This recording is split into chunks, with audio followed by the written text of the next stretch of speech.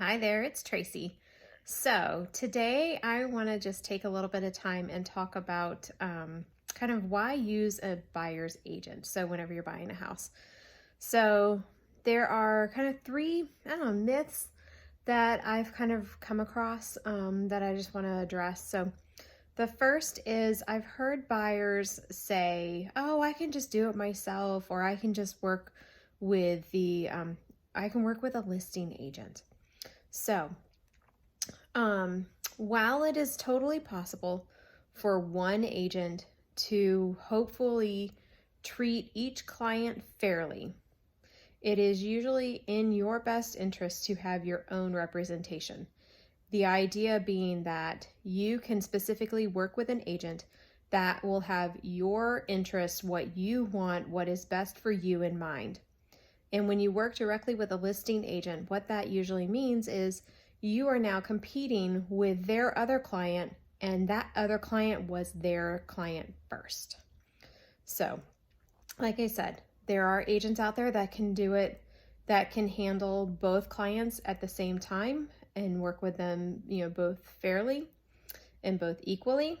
In our situation, because we are a team, what will happen whenever we have a listing and we have a buyer on that same side is we will actually split it up.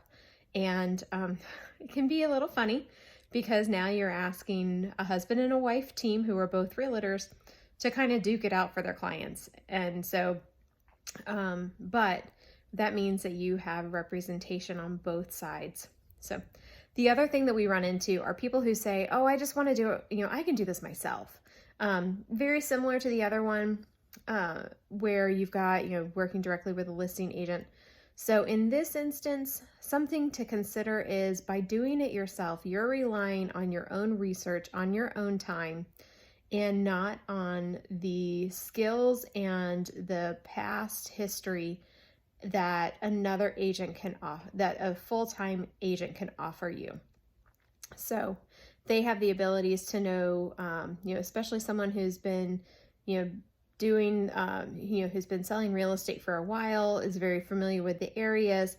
They can tell you what neighborhoods work, go feed to what schools, what the HOAs include, all the little ins and outs that you would then have to research yourself. Now, in some cases, you could totally still go by yourself and do your own research, but just know that what would it hurt? And that's kind of where the other point that I wanted to make is going to be the fact that as a when you're buying, it doesn't cost you anything to use an agent. The seller's the one that pays for the commission.